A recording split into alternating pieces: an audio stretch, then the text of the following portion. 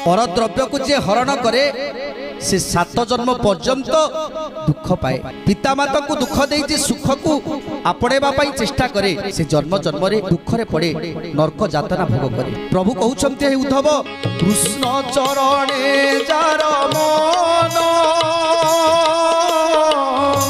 संसारे श्रेष्ठ सेहि जन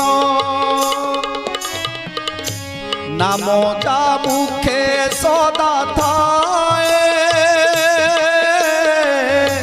भगत मते श्रेष्ठ हुए।